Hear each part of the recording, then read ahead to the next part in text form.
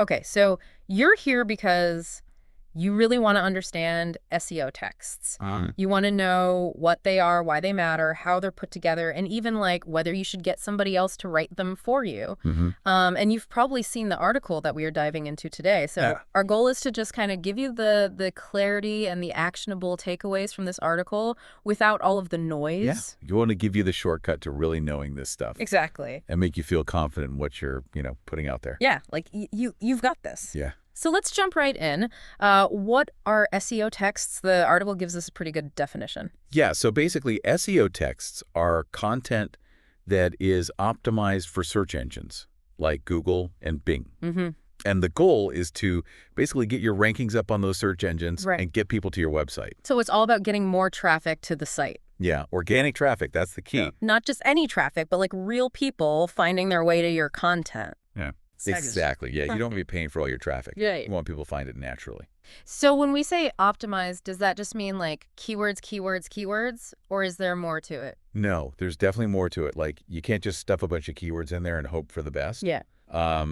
The article really emphasizes that it needs to be readable by humans, first and foremost, but it also needs to have those relevant keywords. So it's like this balancing act. Yeah, exactly. Like you're trying to please the Google gods and the humans at the same time. Okay, so let's say somebody's convinced. They're like, all right, I need some SEO text for my website. Where do you even begin to get them written? Well, the article gives you three main options. Okay.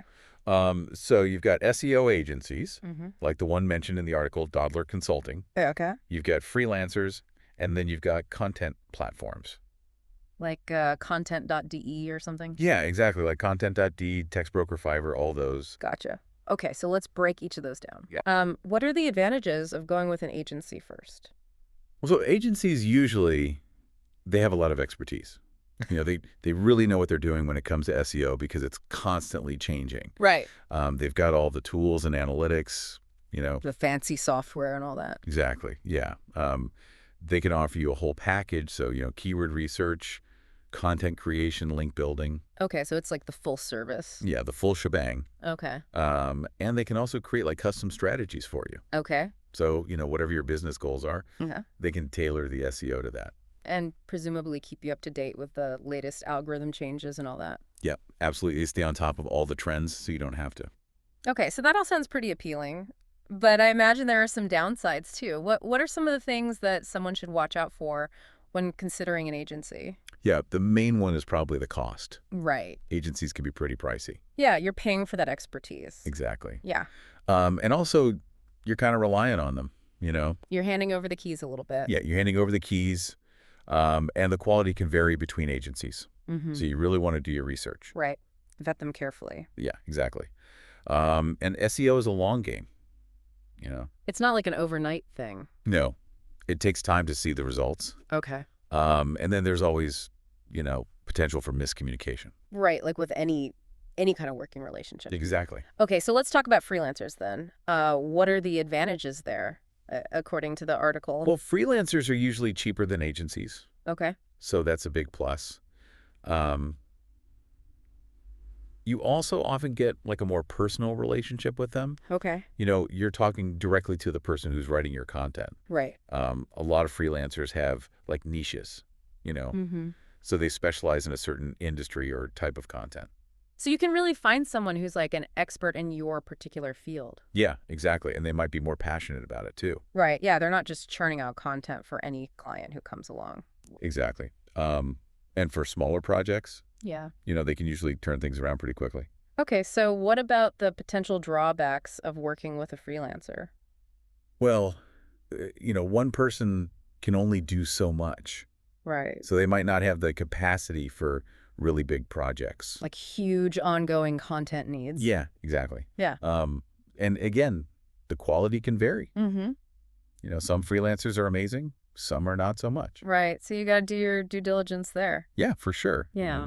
And you are dependent on that one person, Right. What happens if they get sick or go on vacation or something? Exactly. Yeah.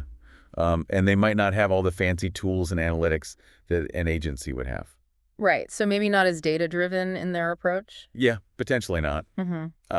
And they might not be able to handle really complex SEO strategies. Okay. So maybe better for those like smaller one-off projects or something. Yeah, that's probably a good way to think about it. Okay. So last but not least, let's talk about content platforms. Okay. What makes them an attractive option? Well, the main thing is the choice.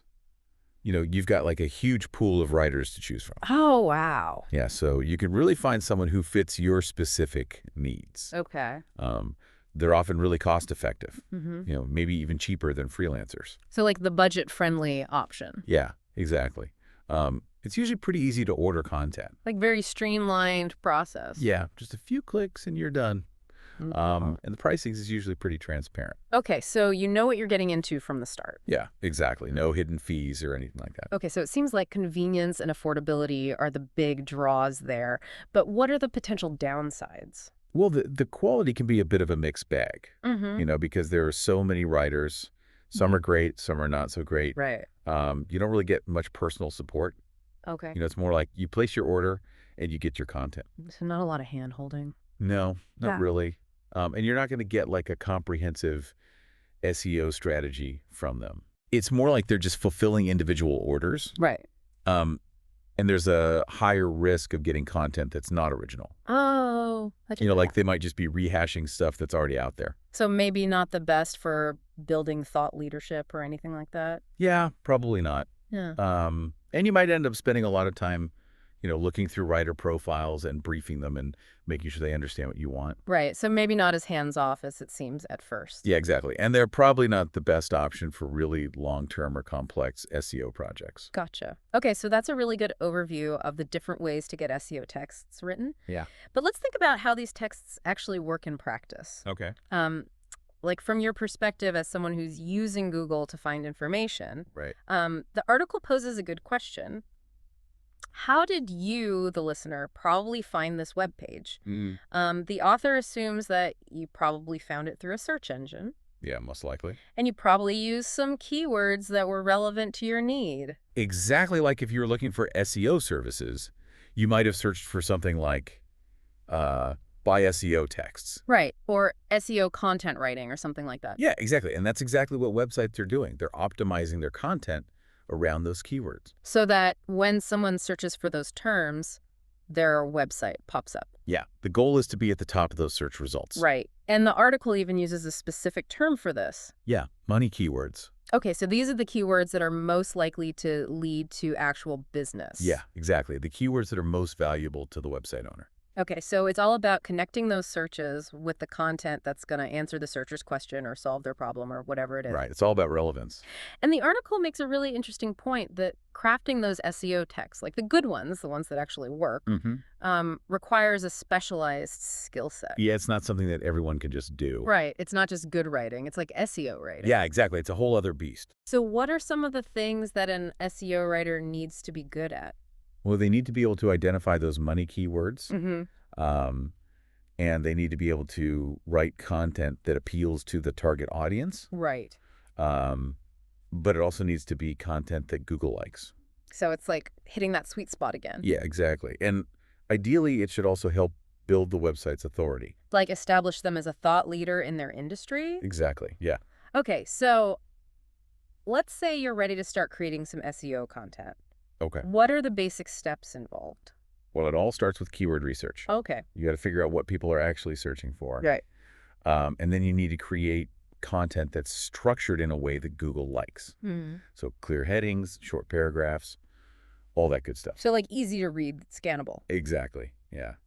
And of course, you need to integrate those keywords into your content. Right. But like naturally. Yeah. Naturally, you don't want to just shoehorn them in there. Right. It should flow. Exactly. And you also need to pay attention to things like meta descriptions. Which are Little snippets of text that you see under the search results. Oh, okay. Yeah. So those need to be compelling and include your keywords too. So it's all about making people click on your link. Exactly. Yeah. You want your result to stand out. Okay. So it's a pretty involved process. Yeah. It's not just about writing a good blog post. Right. There's a lot of strategy involved. Yeah, absolutely. And the article outlines some key elements for effective SEO texts. Let's go through those one by one. Okay. The first one is user-centered content. Yeah, that's really important. You always got to remember who you're writing for. Right, not Google. not Google. Yeah. You're writing for humans. So what does it mean to write user-centered content? It means understanding your audience. Mm. What are their needs? What are their problems? Mm-hmm. What are they searching for? And answering those questions in your content. Exactly. Yeah. Okay, what's the next key element? Structure and readability. So like how the content is organized. Yeah, basically, you want to make your content as easy to read as possible. But wait, Clear headings, short paragraphs, bullet points, lists, all that good stuff. so even if you have great content, if it's not organized well, people are going to bounce. Yeah, they're going to get overwhelmed and click away. Right. Okay, so next we have relevant keywords, which we've already talked about a bit. Yeah, keywords are crucial. But it's not just about using the same keywords over and over again, right? No, you got to mix it up, Uh-huh. Use synonyms related terms. So it sounds natural. Exactly. Yeah. Yeah, you don't want to sound like a robot. Okay, now this next one is interesting. EEAT principles. Yes, EET. What is that all about? So EEAT stands for experience, expertise, authoritativeness, and trustworthiness. Oh, okay. And these are basically the qualities that Google looks for in websites. Oh, okay. So it's about establishing your credibility. Yeah, exactly. Yeah. You want to show Google that you're a trustworthy source of information. So how do you do that? Well, if it's relevant, you can share your personal experience or your professional expertise. Yeah. Mm-hmm. You can cite your sources, Like link to research papers or other reputable websites. Yeah, exactly. And you can also highlight any awards or recognition you've received. So it's like building your online resume. Yeah, kind of like that. Okay, what about originality and added value? Yeah, that's another big one. So don't just rehash what everyone else is saying. No, you got to bring something new to the table. Okay. Offer unique insights, fresh perspectives. So like original research or data or something? Yeah, that kind of stuff. Or even just a new way of looking at an old problem. Right, so you're not just copying and pasting from Wikipedia. No, definitely not. Okay, and then we have technical SEO factors. Yes, the behind-the-scenes stuff. So like what kind of things are we talking about here? Well, things like meta descriptions, page loading speed. Oh, okay. So like how quickly your website loads. Yeah, that's important for user experience. Right. And also mobile friendliness. So it looks good on phones. Exactly. Yeah, most people are browsing the web on their phones these days. Right. And then there's also internal and external links. Okay, so internal links are links to other pages on your own website. Yeah, exactly. And external links are links to other websites. And those are important for SEO. Yeah, they help Google understand the context of your content. Okay. And they also show that you're part of a wider web of information. Right, so you're not just like a lone wolf out there. Exactly, yeah. Okay, and the last key element the article mentions is data and examples. Yeah, you want to back up your claims with evidence? So like statistics or case studies or something? Yeah, exactly that kind of stuff. So it's not just like your opinion. No, you got to have proof. Right, okay, so it seems like creating effective SEO texts is a really holistic process. Yeah, it's definitely not a one-size-fits-all thing. Right, you got to think about the user, the search engines, the technical aspects, all of it. Yeah, exactly. And the article really emphasizes the importance of high-quality content. Yes, content is king. As they say, so it's not enough to just optimize for keywords. No, you got to have content that's actually good. Right, like informative, engaging, well-written, all of that. Exactly. Yeah. People need a reason to stay on your website. And presumably Google can tell the difference between like good content and bad content. Yeah, their algorithms are getting more sophisticated all the time. So you can't just fool them with keyword stuffing anymore. No, not really. Okay, and the article also talks about the importance of links, both internal and external. Yeah, links are like the currency of the internet. Okay. Internal links help people navigate your website. Mm-hmm. And external links show that you're connected to other authoritative sources. So it's good to have a balance of both. Yeah, definitely. Okay, now the article delves into an interesting point about the balance between focusing on specific keywords and taking a more holistic approach. Mm-hmm. So what's the difference? Well, some people think you should just focus on like a handful of keywords and try to rank really high for those. Mm-hmm. But the problem is that if you do that, you might end up keyword stuffing.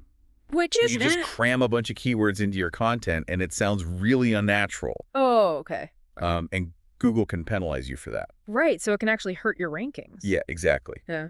But on the other hand, if you try to optimize for too many keywords, Mm. you're not going to rank for any of them. Right, so you got to find that sweet spot. Exactly. Yeah. So what's the recommended approach?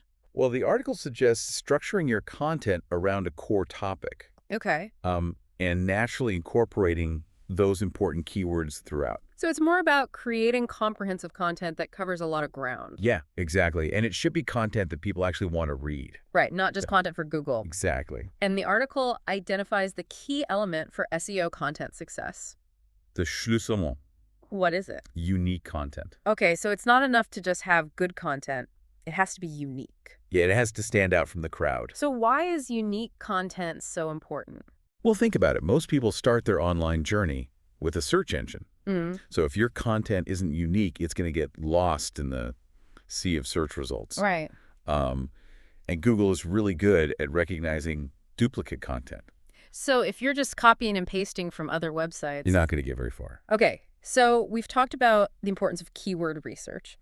But the article goes a step further and says that it's also important to understand search intent. Yeah. What are people actually looking for when they type in a certain query? Right. So it's not just about the words themselves. It's about the meaning behind them. Exactly. Yeah. And if you can understand search intent, you can create content that really resonates with your audience. So it's like getting inside the searcher's head. Yeah, kind of like that. Okay. So how do you actually structure unique content for SEO success? Well, first of all, it needs to be clear and easy to understand. Use headings and subheadings to break up the text. Right. Make it scannable. Write compelling meta titles and descriptions. So people actually click on your link in the search results. Exactly, yeah. And use internal links to guide people through your website. So they stay on your site longer. Yeah, and explore more of your content. Okay, so you've put all this effort into creating these SEO texts. How do you know if they're actually working? Well, you got to track your results. Okay. So monitor your keyword rankings. Are you moving up in the search results? Okay. Look at your website analytics. So things like page views and bounce rate. Yeah, exactly. Yeah. And see how people are interacting with your content.